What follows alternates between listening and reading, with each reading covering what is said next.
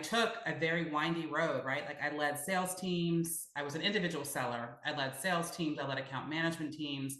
I then took a very hard left and went into an HR function, which typically sales and HR are not like, they don't necessarily seem logical, but that really, I think, opened up the aperture for roles that I could do because I now had the commercial acumen plus the talent and HR functional expertise. And so, hindsight is always 2020. And so in some ways, I can see now how that has propelled me well, but it was a little bit around just noting what are my gifts, what are the company needs, and then articulating that to folks who would be in the position to make those decisions.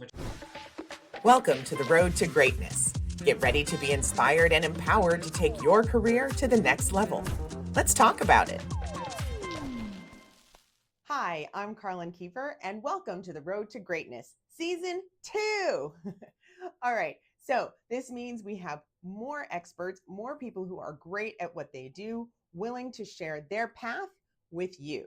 Hopefully, you'll be able to take something away, apply it to your own circumstances and sets, and help you get to your own great destination. One of the things that came out of Season 1, you may recall, is that every single interview talked about mental agility, emotional agility, and resilience. All three are necessary components to becoming actually great at what you do.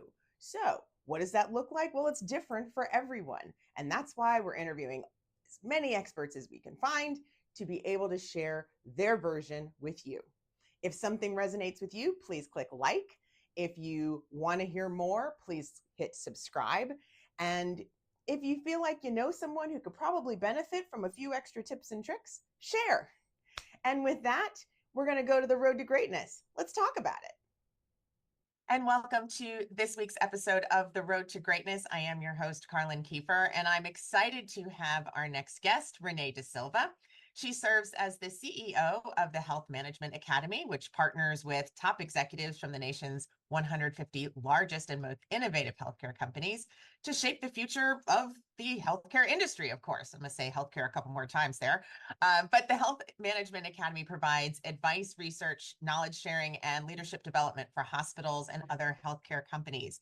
And I will say also, she has more than 2 decades of experience in the healthcare industry, where her road to greatness includes a very successful sales career. So for all of my sales listeners, listen up. She's got lots to share and a personal experience to speak from. So with that, Renee, thank you so much for joining.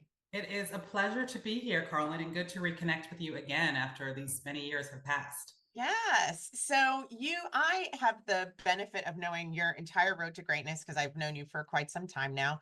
And so just get us started. I mean, first you were at a rival college, which is okay. You went to Syracuse. I went to Georgetown. Go Big East. Go Orange.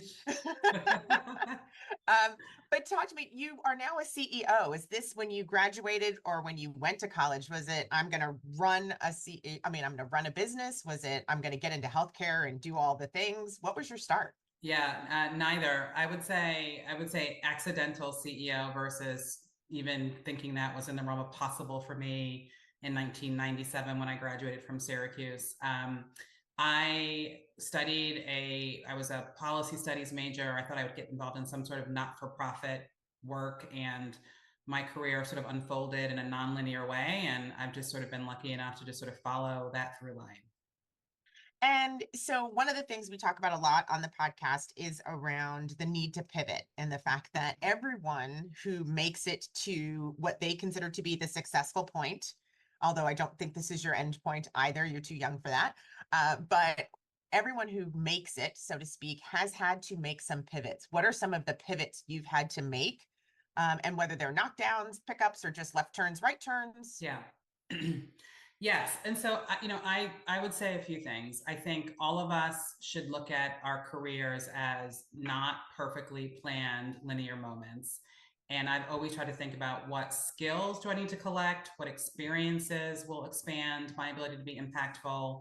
And then that would hopefully connect me to different roles. And so I'll do this very quickly, and you stop me at any point, but I started off in a role that was a consulting company where I was really heads down and working through process mapping and process flows.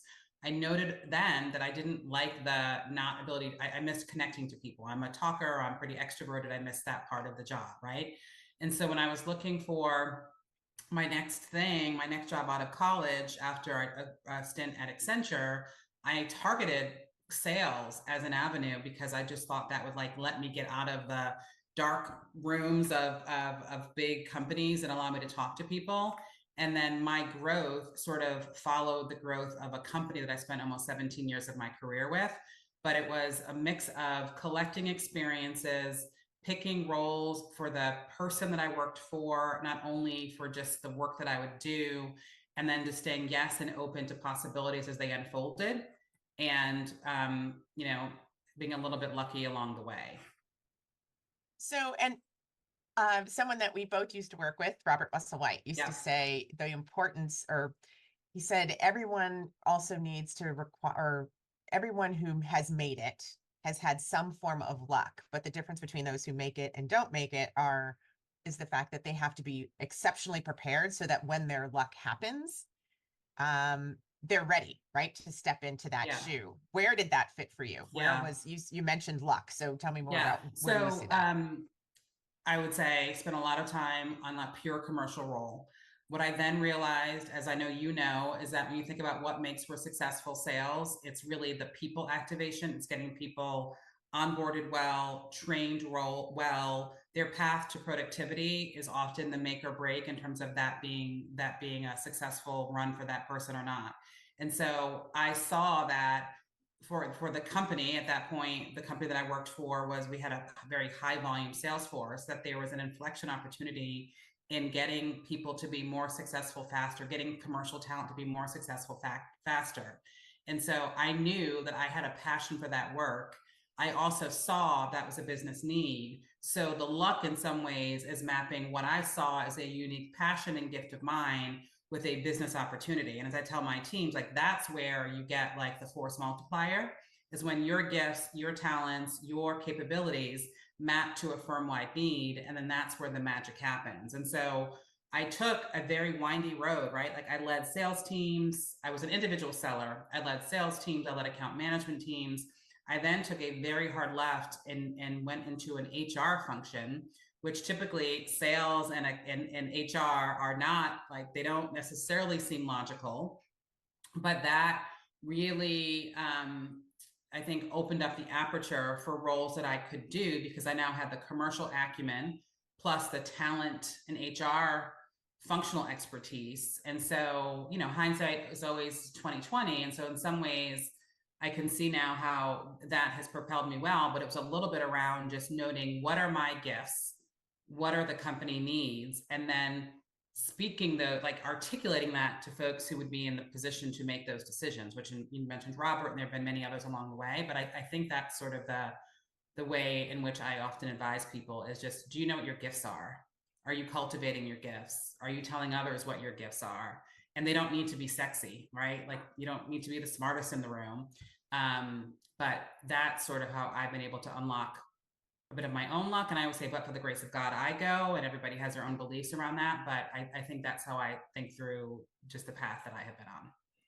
That's awesome. And there are two pieces in there that I want to pull out. The first one being, you mentioned how important it is in sales to really make sure that onboarding process is tight. It's good when you are signing off or getting someone cleared to go to be customer facing. That process really needs to be buckled down. What do you think are the biggest mistakes in that? So if they're not doing it correctly, what does that look like?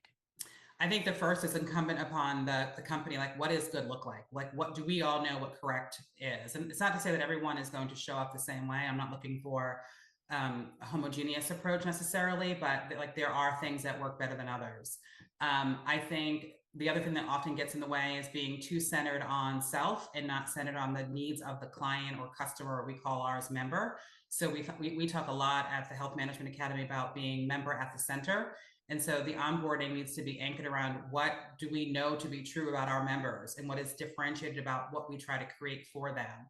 And how do we do that in a way that is hopefully beyond commerce and above commerce, but do it in a way that does like create accretive growth moments. And so I think it's for a new seller, it's doing it in a way where you are clear on what the expectations are and you have an owner's mindset. Like you feel like you own understanding that, and hopefully your company is meeting on the other side of it, but it's all in the context of your customers and an outside in view of what your customers or clients or members need to be successful. That's part So one, I think. that's so important. I just am going to jump in there, but if there are more parts, then we want to come back to those.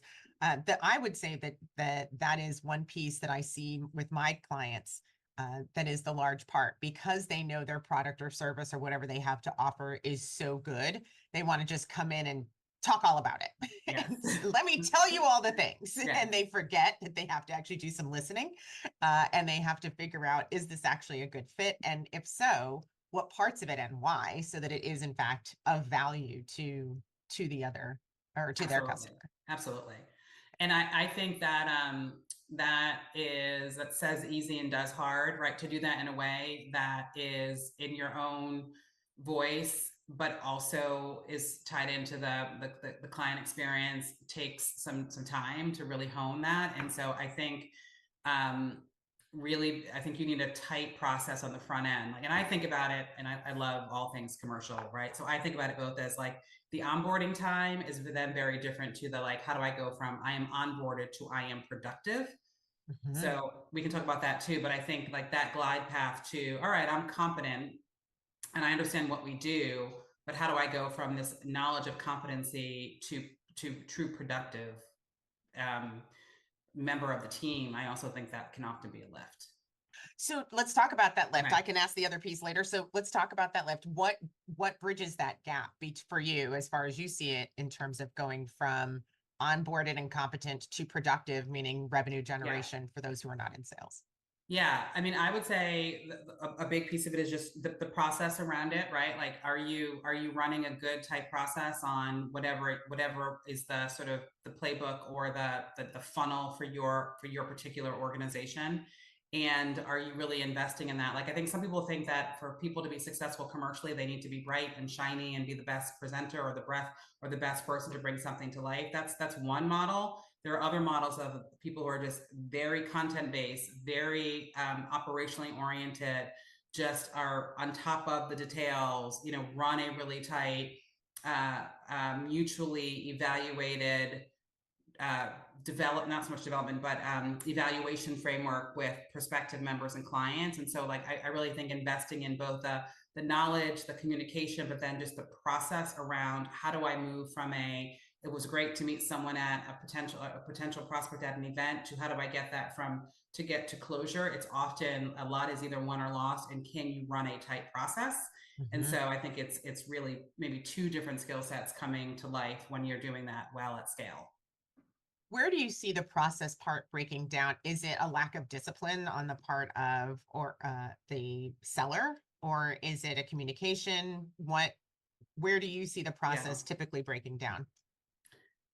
I think it can vary, sort of depending on type of company and stage. And like, so I've been involved in certain companies where you have a very long evaluation cycle and it's over a 9-month period of time. And you are, you're going sort of step by step. There are certain products that I've worked on that have a much shorter cycle time. So I think it probably depends on the type of product, but I think it's just clarity around what is the process, like what does good look like? And then a commitment to handle the details required, whatever that process is, but it's deliberate and it's not accidental. And that's why we talk about sales and commercial as an art and a science. And so I think it's like bringing all of those threads together is what I think folks need to just be clear of for the business that they are leading. Yeah, and that brings up a really great point from a distinction between the ability to pivot and go with the flow. It does not mean be unprepared. It doesn't mean fly by the seat of your pants and just, we'll just take it as it goes, right? It means you have still your discipline around the process, but you are also mentally agile enough to move as the process moves. Is that fair? Indeed. Yeah, indeed. And you probably have some scenarios planned, right? Like if this, then this.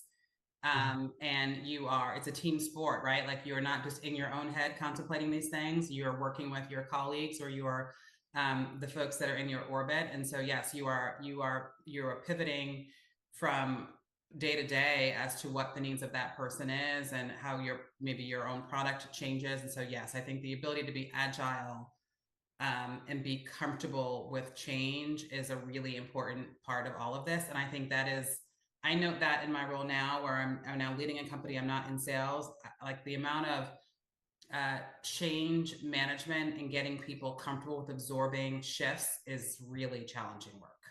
Yes. Like we are as humans not really wired for comfortable pivots and changes in direction. Like we like routine and we like certainty. Yes, and as absolutely, Yes. and on so many levels that we probably could use the rest of the time listing all the places where we want some certainty.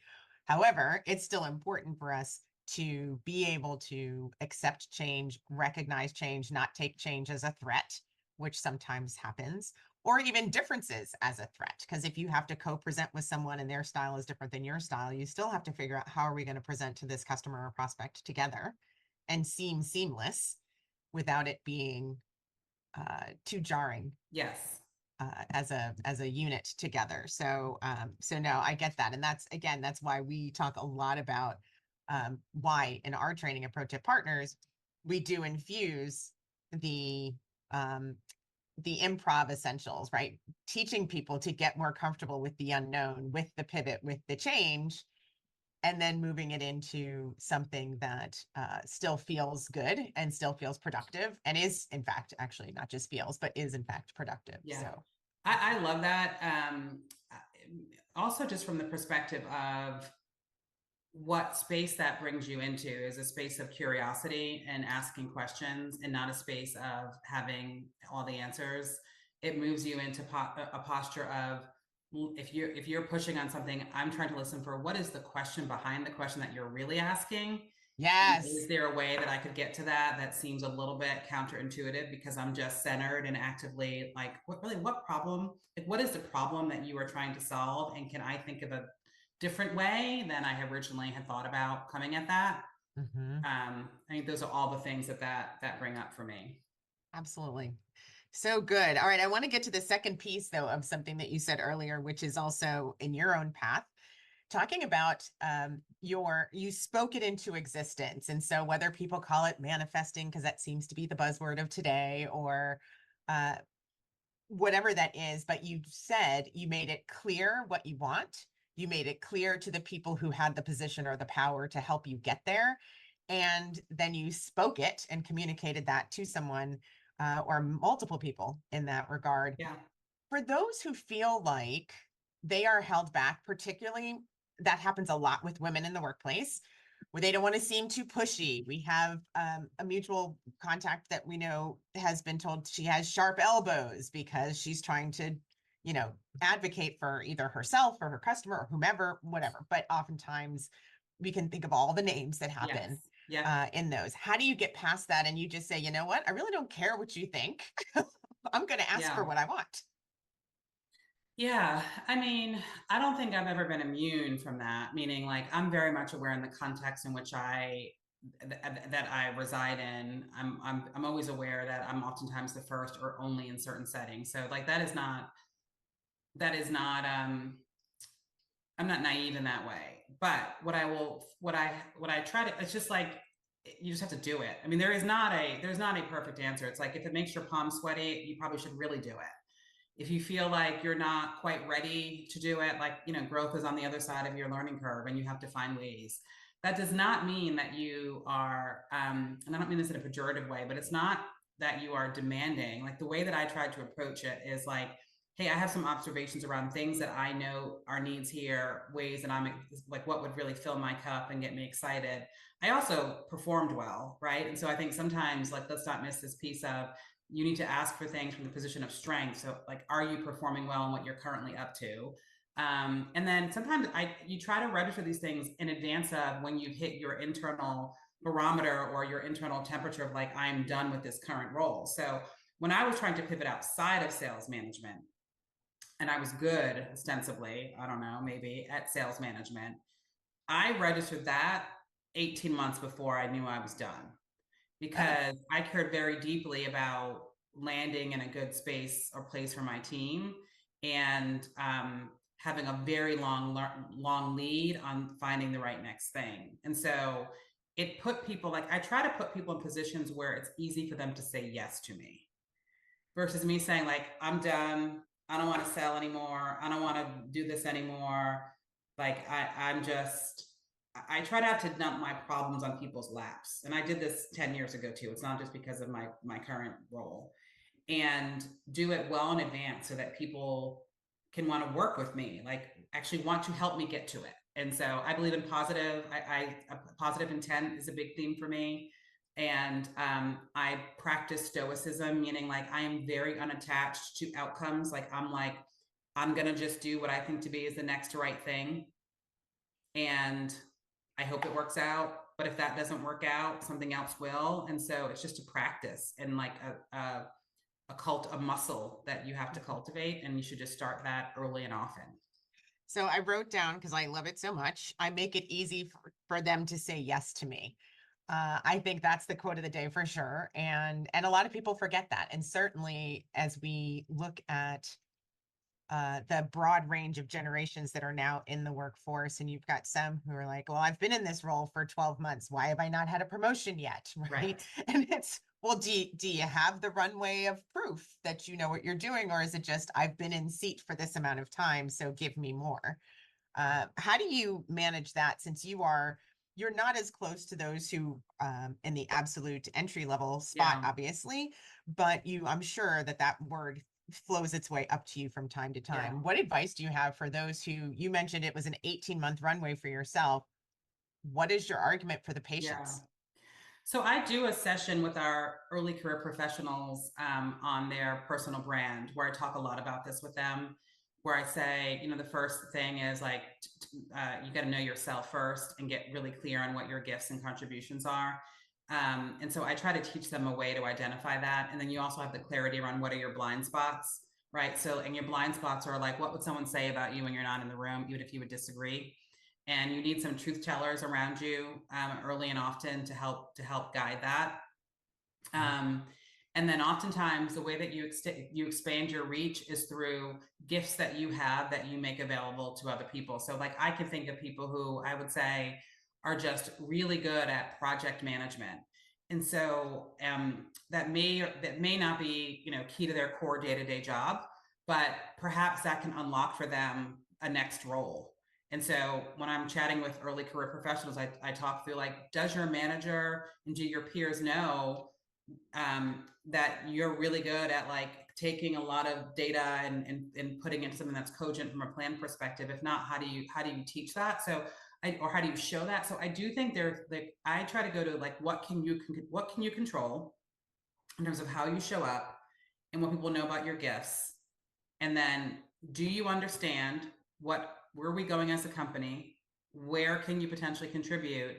And then hopefully we're doing our job as a senior team and mapping that for people. And then we're getting a sense for where folks where they can contribute. But I think it gets harder. I think it gets harder in virtual environments than it does in in-person environments. I think that is probably one of the to be evaluated costs of going more fully remote work-wise. It's just much harder to see those gifts that maybe one doesn't need to use every day. But ultimately, it does require the person, like no one is going to care about your career more than you will. Sure. Even the best of people. And so a lot of it is work that needs to be done internally. And I don't know if I'm answering that question perfectly, Carlin, but that's probably what I would encapsulate. Oh, no, it's great. And I'll go one step further, ask the follow-up, which is how do I, and you're right, in this world of the remote, nobody knows what you're doing if you're not on screen with them. Right. It's not like they can look over the cubicle or whatever. How does someone get on a manager's radar when in this remote work environment? How do they gifts when people can't see them all the time? Yeah, I think about this a lot. And so a couple things. So we have been in a more remote setting, although we are having some greater return to office presence this fall. So we are making that pivot. But I will say there are a couple of things that stand out for me. Like one is when we're doing our Zoom syncs, like do people ask, like the power of a question. you can be credentialed in just like a question that you might ask, and it might make you really nervous to raise a hand and ask a question or type it in a chat box, but you take the risk and you ask a question. Another might be if you are working on a project, you are anticipating the question behind the question for the executive, or you are asking the question to be clear that you know what we are trying to answer, right? It's probably a little bit of like agency and being willing to step a little bit outside of the box or the task. Here's a great example. Early career professional. She was going to get her, I think she's in an MBA program. One of her to-dos was to ask the CEO of her company to do an interview with her. And so she reached out, she cold outreach to me directly saying, I've got this assignment, my professor, can I interview you? I missed the email, I didn't respond. She went to my EA and asked the same question. Then my assistant brought it back to me. And so she, like, that to me, like, showed a level of tenacity. And so, yes, we did the interview. I then have had her do a couple other things with me, but that's a really small example of, you probably have to work a little harder to do that. And like, it's really on you to have some of the onus around that. That's what I tell my daughters. It's like, no one's gonna do this stuff for you. Yeah, absolutely. And that is it's the key word of entitlement, right? So no, you actually have to do the work for this. And it's on you to be on my radar, not for me to find you. And I want to try to find you. So I want to do, programs for early career professionals. I want to do focus groups with people throughout the organization. And I want to come to, I want to do some mentoring sessions with our sort of up and coming executives. Like, I want to have some breadcrumbs along the way that helps, but ultimately you like, just like, I own my own happiness. I own my own future. Like, there is a little bit of like self sustainment here that I think is an important thread for people to pull on. Absolutely. All right. And the punctuation mark before we head to break, I'm just going to go and double down on the good questions. Something that I talk about a lot is not being, you mentioned this at the top of the interview, that it's not about having all the answers. It really is about asking the good questions. And people underestimate how much credibility they can establish for themselves in a good question, not just, so what keeps you up at night? Or, so what are you working on? I mean, those are things you should have handled before you even picked up the phone, before you got in the room, etc. So it's those quality questions where I know you know me. And there's always, the saying in sales is show me you know me. So can you do that by asking the right questions? That's right. That's right. All right, so it's time for us to take a very quick break. When we come back, we'll find out from Renee. We've talked about the come up and folks moving up the corporate ladder, but we'll then talk about what does she see as the key to success for people who are already people leaders? What sets them apart? What do they need? And where does agility fit in with them? Stay with us. We'll be right back. What is Pro Tip Partners? Pro Tip Partners is here because there are a lot of small, fast-growing businesses who want to focus entirely on growth, and at the same time recognize that they may not have the talent development resources already in-house. Pro Tip Partners is here to be that extra training arm that you need, but aren't really interested or don't have the resources to focus on full-time. What does improv have to do with sales? So first and foremost, I'm not teaching people to be funny. What it is about the mental agility. If you think about improv and you've ever been to an improv show, one of the things you'll pick up from all the performers in that show is that they are all active listeners. They are dot connectors. They can take something they heard 5, 10, 20, 30, 40 minutes ago and connect it to something that they want to say and do right now in the moment. They can tie other pieces together. They can go with the flow when someone says, hey, come here, and they pull you in and you have no idea what you're about to do together, but you're there for it. You're ready to try. That's how you want your sales team to act. That's how you want team presentations to go. You want everyone to be ready to be on board and seem like a seamless unit together. And the improv skills are what help refine that. Pro Tip Partners. How can we help you develop your team? All right, so welcome back. And Renee, before the break, we mentioned we were going to talk about shift gears and talk a little bit more around leadership, those who are already in a people leader position. what kind of, and actually I'll start with you. Yeah. As a CEO, and the CEOs that I know, they have to have their head on a swivel at all times because you're trying to oversee. I mean, you're not doing all the work and running all the departments, but you need to know how all the departments are working together and how they all fit together. So where do you see how you make that work? How do you keep an eye on everything without going absolutely nuts?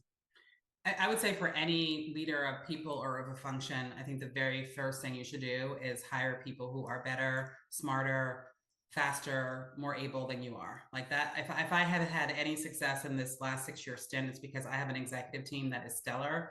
And that allows me to focus on the things that I'm uniquely suited to focus on, but I don't have to. What I know is the risk of that happens is people tend to spend time on things that they ought not to because they either don't trust what's happening at the line level or functionally, or they just really like it and so they can't let go. And so I really try hard to make sure that neither exists. On the first piece, it's about hiring and having a team around you that is complementary and make you and the organization better and having no ego around that. So like, I think I have done that really well.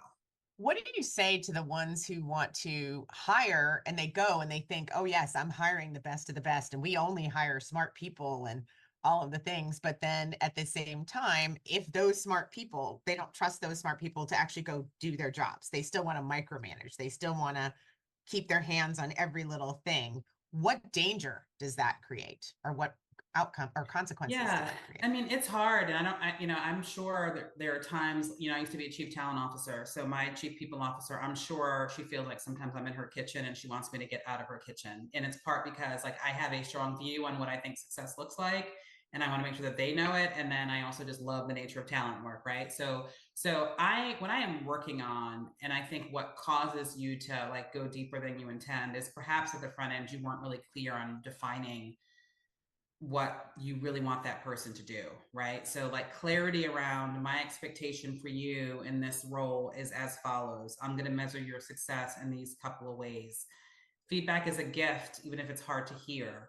And so, when something doesn't meet your expectation, are you inclined to go in and fix it and better it without having a candid conversation around what didn't meet the expectation? I think a lot of, especially earlier managers, have trouble holding space for challenging conversation in a way that you give somebody feedback so that the next time they know what outcome you're looking for.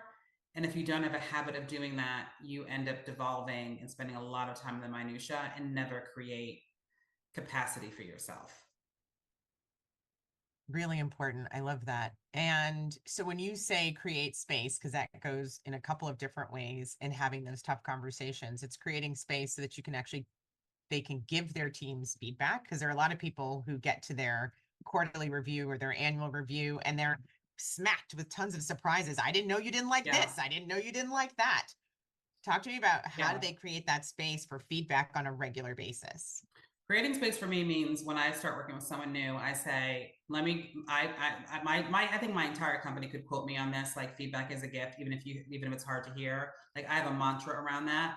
And so I say, like in terms of, there's tools, right? Like at our company, we do me sheets, like what is it like to work for me and with me? And we ask people to just make it really clear. And some of that is very basic stuff. Do you want an agenda in advance of a check-in? Do you want how do you want to receive feedback? Do you want it to be real time, or do you need some space in between it? How can I appropriately, like, how do you like to be praised or receive positive feedback? Do you want it one-on-one? Do you like it in a group setting? Like just making all like norming around that is like one big theme. And then on the making space for what I would call the crucial conversations, like the stuff that unlocks whether or not someone is going to be able to meet the expectations for the role. I think some of that, there's probably a training that you should create on this if you don't have it already, because I think it's very hard for people. But I would say it's just setting the expectation that, hey, I believe that feedback is a gift. I want your feedback, and I want to create an environment where I can give you feedback and you not like bristle every time you get it. And so you just sort of start small, early, and often, and I think over time you start developing people in ways that you just like you'd be amazed at what they can accomplish. Like I think people want to do the right thing. And if they miss an expectation, oftentimes it's probably skill, not will. Right. And like manager is coach, and coaching them through that, I think, is an important piece of it. I am not by any means perfect on it. But I think that's like the aspiration that we should all strive for. Yeah, absolutely.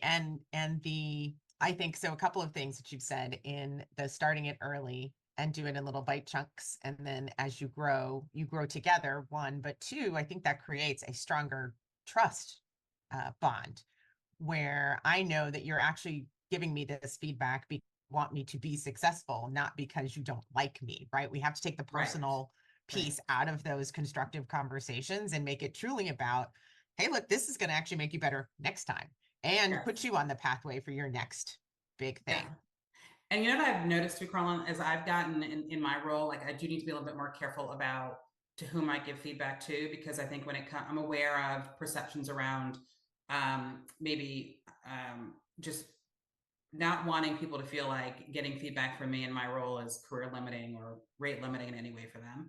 And so I also note people who want the feedback, because the people who want the feedback will seek it out and they'll say, how do you think I did in that QBR? Or what would you do differently the next time we're together? And if you show me that you want feedback, if you are feedback seeking, then I think you'll get it. If you just like want to put your head down and you want to know, but you don't really want to know, you're probably not going to get it. And I feel like I got some really tough feedback along the way professionally that if I had not gotten, I think I would have stalled professionally. And so I think giving constructive feedback with empathy and kindness is a gift to people. And it's almost like if you are not giving, when I like stop giving people feedback, that just means I've like sort of stopped believing. It's like what I tell my kids when they have a tough coach. Like if your coach is not, if they're not on top of you and giving you, like my daughter's a volleyball player, like your arm swing's not high enough, your thumb should be down. Like if they're not giving you these like little incremental feedback moments, it's probably because they don't think that you're capable of doing more. So wow. And I that's try hard to to hear. bring that through. Yeah. And that's the tougher piece, right? When it goes silent, then there's a really much bigger problem. So the flip side of that is, hey, when you find the person who's open for feedback, wants the feedback, managers and leaders have to actually step up and give it. Because there's too often when they're like, oh, that was fine. And then you hear later, oh my gosh, this, and this didn't go well, or they are horrible at this. And it's like, well, did you have the conversation? Well, no, not yet. I think people are really uncomfortable being direct, like finding a way to be, what is that called? Like if you're this sort of ravenous empathy, or like there's a term for this where you're so, you want to be liked so much and you want to be helpful to people so much that you sometimes get into a place where you are no longer serving them well by not sharing with them what's holding them back. And I also think like women probably get less feedback than men as a result of this. And so you sort of need to be very open with, hey, I like feedback. You know, I want to receive it close to when you observe the action or the activity. I want positive. I want, like, also tell me what I should do more of.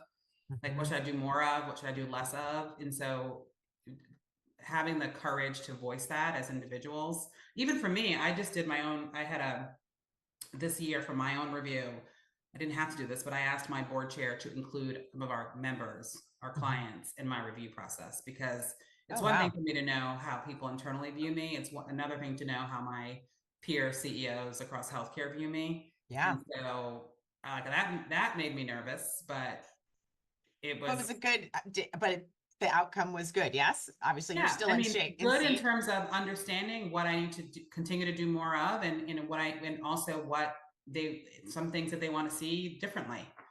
And so, you know, to me, that is, I want that. Like, I want the smoke. Like, I want to know when I'm not meeting expectations. I don't want, and not even like, it's not like it's not a negative thing, but it's like, okay, I could be more effective if I did these three things. Like, I 100% want to know that.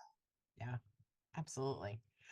So as you're thinking about the recruiting side of things and who you're bringing in, and you mentioned earlier wanting to know or be able to suss out whether someone actually has the chops to stay in the role that they're in, et cetera. I've made the analogy in the past that salespeople and athletes, they're almost the same profile. And if you were an elite athlete, or at least actively in sports, you may not have won championships and what have you, but chances are the qualities are very similar in terms of tenacity, agility, resilient, and the like. Yeah. Talk to me about what are the actual qualities as you're thinking, and I know you're not directly in sales space anymore, but what are those qualities that you see make that successful salesperson? Yeah, I mean, I think I would say salespeople, and maybe I'll just even take a little bit of liberty and say even solid delivery leaders, just like strong team members overall. I would say curiosity is very high on the list. I think this notion of being able to view what's working and what's not working in a way that's a little bit, it's almost like you're sitting on a balcony observing and you're noting like, gosh, like it's even if it's like my pipeline or my product or my team, like what would an outside view of that be? And so you can bring a level of critical thinking skills to your business, and whatever your business might be, your pipeline to get you to X amount in new bookings, and your business might be a couple $1 billion enterprise, but like being able to bring that outside in view of it. I think people can work across, right? Like sales and business is a team sport. And so people that build relationship capital internally and understand how to leverage that for the company's purpose of continuing to grow, I think is really important. People who are, I think there's just also something to what they bring to the role outside of what, like just the curiosity extends to things that they read outside of work, like the podcasts that they listen to, the conversations that they have, their knowledge of the company and their client's business, like just the sort of incremental effort, right? Like when you, back to your athlete example, is I think to do well, you probably need to be taking more reps than what you're just getting in practice. Like if you want to be an elite athlete, yes, you're not just taking the practice reps, like you're getting a private session and you're hitting balls over and over again just to perfect it. And so I think people who are willing to just sort of the incremental effort, I think goes a long way to making someone good really great. And you may not want to do that. That's fine. Like, it's not for everyone, but I do think like that is something that I believe is really interesting to see. Yeah, great analogy. And the two names or faces that popped in my head immediately on you need more reps than what you're getting in practice was one was Kobe Bryant, who said, you will never outwork me in the gym. And he said that, and I can't remember what other player was coming in at the time, but he said he was already in the gym. Another person, an opposing player, came into practice, and Kobe stayed for another half hour after the other one, right, just and to he had show gotten there hours earlier. Yeah. Right. Yeah. Like you can't outwork me in the gym. The other one was Caitlin Clark, who talked about during this last season when she was still at Iowa. And she said, every Saturday I go in and I do 200 shots, that's just what I do, 200 shots a day. And I'm like, whoa, okay. Yeah. But that's the and dedication, that is not the for commitment. everyone, right? Like that's a level of intensity of effort that I'm not saying is for everyone. I'm saying though, if you have a drive and you are trying to, like, if it's truly you're trying to achieve greatness, there's lots of benefits to greatness, but there's also a cost to greatness. So we just did an event with our health system CEOs. There were about 3 CEOs on the panel. And one of the retiring CEOs asked this question that like is sort of haunting me in my head that I can't get out, which is, we talk so much about what you gained from your experience. Like you've built companies, you've impacted communities, you've hired and really provided work for hundreds of thousands of people. You've probably done some well financially. Like, what does it cost you?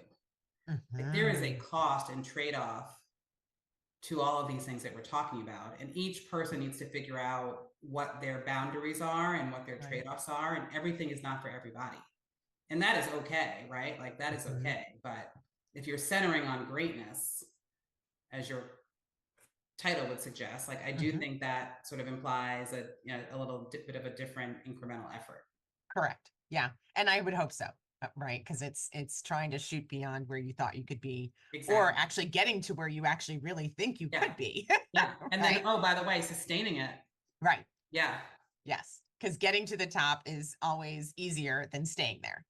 Because Yeah. and we saw that in the Olympics, and I know I keep making sports analogies, but we just saw that in the Olympics with the fact they showed Carl Lewis and one of Carl Lewis's sprints back when he was running versus, and he wouldn't even have made The any of finals, the the additional 100-meter rounds, finals. semifinals, Yeah. finals, Yeah. because his Yeah. time was so much slower. Yeah. And Like, back then he was the exactly. fastest thing going. It's so true. Yeah, I love Yeah. sports analogies. I'm not an athlete, but I have raised some good ones, and I love sports generally. But that's exactly right. Like it gets hard to sustain, and even like defining greatness is like, what is that? It's not always about title or achievement or necessarily platform, right? It's just Mhm. about whatever you feel like your vision for yourself is. How do you feel about your ability to achieve that and sustain that? Yeah, I'm going to put your quote though to you've got to do more reps than what you're getting in practice. I'm going to put that up actually on my own board for my own sake as an excellent reminder. But what does practice look like in the space of sales? And you can take it in a different department as well. But Yeah. in the sales space, what does that practice outside of the gym look like? Outside of the gym, what does it look like? I think a few things. I think it is really understanding the business context. Like, so I would say, if you are selling a product that I'll make this up, a chief financial officer is buying, do you understand what a CFO's scope, and like, do you understand the persona beyond your product? And so Mhm. the rep might mean, I'm looking at like, what do CFOs of X types of companies do? What do they care about? A rep might mean an extra rep might mean I only have to achieve, you go really micro, 20 new activities a month, but I have a personal goal and I'm going to go schedule 5 additional. So I'm going to get to 25 calls, and those extra 5 calls is going to be a rep beyond what I'm expected to do. Yeah. I listen to motivational talks in the morning when I'm out on my morning run. Actually, let's not overemphasize what I do. I do a walk jog. I do Yes. not do a run. I'm too old for that. My body is too old for that. But one of the things I heard is it was no matter what you think you should be doing, add one more. So Yeah. whatever that is, if I'm going to make 10 calls today, I'm going to make one more. If Yeah. I'm going to do 15 reps today, I'm going to do one more. But it's that extra add. It To get is. the And then practice and the it's also doing the things that are important but not urgent. So just maybe like talking to another seller who seems to be having more success than you and understanding what he or she is doing. Mhm. Or it might mean, here's one that some people don't like to do: inviting someone to join your call to observe you in action, Right. and give you like, like, here's what I would observe about that. Like, that would be another Yeah. That's example. what, and open myself up to another hit. Exactly. What are you nuts? Exactly. Exactly. Yeah, it is. And so, or if like and I think about this for myself, like, what do extra reps look like for me right now? And just some of that is just like creating space for, I just talked to someone today about just how do you have a process of discovery around your impact in whatever role you find yourself in, and like, what Ooh, could you I be like that. doing more of, and what are some different ways to approach that beyond the obvious, like beyond the, what's my work style, what's my Myers-Briggs, what's my 360, like blah blah blah, all that stuff. Like, Right. what's All the the stuff clinical that's stuff. right, like what's the Yeah. truly transformational work that as leaders we could be contemplating? And so I think we all have to answer that question for ourselves, is what does that look like? I love it. So good. All right. I've got time for 2 more questions, if that's all right. Yeah.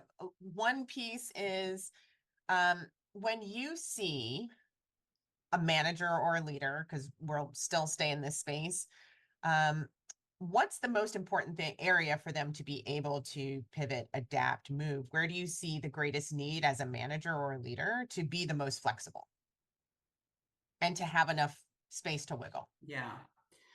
I mean, I think it's really hard to have a business that is year over year growing.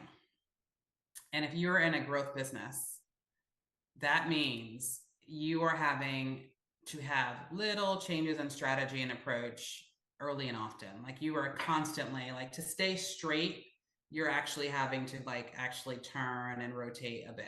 Mm-hmm. And I think people who can zoom out and observe that like just observe that needs to happen in order to continue to be on a good path, I think it's hard to do, because that means ways of moving and norms and things that worked yesterday might look differently tomorrow.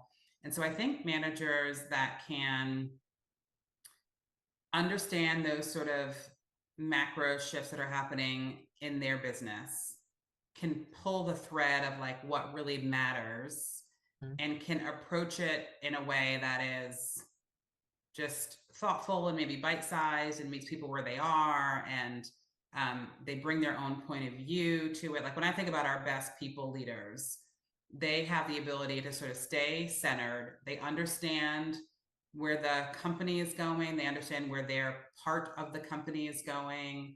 They can be, they can set a vision for people, and then they can also like break it down. Like, okay, if we want to get to here, like, let's talk about how each of our work contributes to it. Mm-hmm. And they're just a little bit less flappable. Like they can weather and then they also own the decision. So what they don't do is say, well, the executive team said we need to blah, blah, blah, blah. Mm-hmm. They say, hey, in order for the company to achieve X, here's what we need to happen. That's like, let's talk through what that means for our part of the business. So important. And I worked with someone, her name is Helen L. Corey. I recently worked with someone who I always said was just completely unflappable. And for that way, she could always take whatever it was, never looked like it was coming out of left field or, oh, we have to do this. It was, this is what's in the best interest of the company. Let's figure it out. And you can say like, I think this is hard, or, a reasonable people could disagree on the right approach, but like, this is the direction that we're moving in. So now we need to figure out how to make this happen. Yes. And I think, and I've been on this, I'm in a position now where I'm like, I guess ostensibly make most of the decisions with input, but I've also been on the receiving end of, or on the end of receiving decisions that maybe like weren't that fun to implement, but like, I try to operate in the mindset of like, if I just like, I will, in some ways underwhelm my own credibility if I just throw my hands up and be like, oh, this is a terrible idea. I wish we never did this. This is not going to work. Like, who wants to work that? I don't want to work for people like that. I want to work for people who are like, yeah, this is going to be really hard, but we've got the capabilities. Let's figure it out. Let's break it apart and let's figure out how we put it back together. Like that. That's sort of what I'm looking for in leaders. Is just like agility and comfort level and disentangling and then putting it back together and not letting perfect be the enemy of good. And I'm more of a spirit of the law than letter of the law. And like, just, so I really value that, people who can just be a little bit more free and creative and know how to problem solve. Absolutely. And one of the activities that I like to run is called What's Good About It, for just that exact purpose. So you take something so absurd. Oftentimes I use a car and I take the engine, I put a picture of a car up and put an engine on the hood of the car outside, not under the hood, but on the hood of the car, or on the roof of the car, and say, okay, what's good about it? And everyone's like, nothing. Yeah. Like, no, you're not allowed to give me any complaints. What's good about it? And eventually it's, oh, well, it makes the engine easier to clean. Right. And then it's, oh, well, in a snowstorm, I guess that helps with the center of gravity. So you may not swerve as much, right? You're still figuring out, how are we going to make something good out of this when it might seem absurd, but that helps generate more ideas in taking people out of the negative mindset and looking forward on how we're actually going to make it. And all of this comes down to like, did I get enough sleep last night? And did I get my water intake right? And like, do I have a kid who's I'm dropping off at college and I'm like totally stressed out about that? Like all that is in the context of emotions and life, like lives. And so like, none of this is perfect, but like, what does in an ideal, I'm framing like the ideal state of things happening. Like, I would agree with you. It's just like this more expansive, what could this be, versus all the reasons why I should not be excited about it. Absolutely.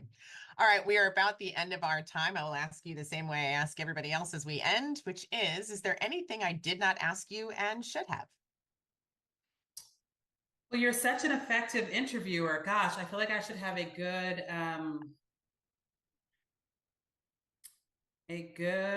answer for that. I don't have a good answer for that. Makes me angry that I don't have a good answer for that. It could be a takeaway, and I'll edit this part out, but it could be a takeaway message. What's the bottom line you want everybody to remember? And just, hey, Yeah, this is the thing. Maybe I'll answer this way. Like, I guess my closing thought would be that I think, first of all, people are listening to podcasts like yours. They are on a journey of wanting to do big things and make bold moves and continue to expand their impact. And I think that is the very first step of all of it. And I believe so firmly in everyone will do better or will have more options, more professional options if they have a little stint in some sort of commercial activity. It really does open up the aperture of things that you can do. So I guess my closing thought would be to continue to lean into this form of extra practice and extra learning. And I just will be excited to see what this new generation of talent continues to contribute, because I think there's a lot of opportunity out here that I'm excited to see what happens. And I think that people who are spending time on podcasts like these are going to be the ones that can really make it happen. So that would be my closing thought. And I love it. It's fantastic. So Renee DeSilva, thank you so much for your time. And to get a whole hour from a CEO is a tremendous gift in and of itself. So thank you very much. I know how busy your schedule is. And I hope you'll tune in the future, but I'm also very eager and anxious to see the comments that come in after this episode, because I wrote down probably 20 different quotes where I was like, and that's gold, and that's gold, and that's gold. Oh, so good. Thank you very much. Good. I gave you some hashtags. That's always my goal. Talking sound bites. People remember. Absolutely. Renee DeSilva, thank you so much. Thank you, Carlin. Good to see you. Did you hear something you liked? Tell me about it at Carlin RTG Podcast on YouTube, Instagram, Facebook, or TikTok. Thanks for joining.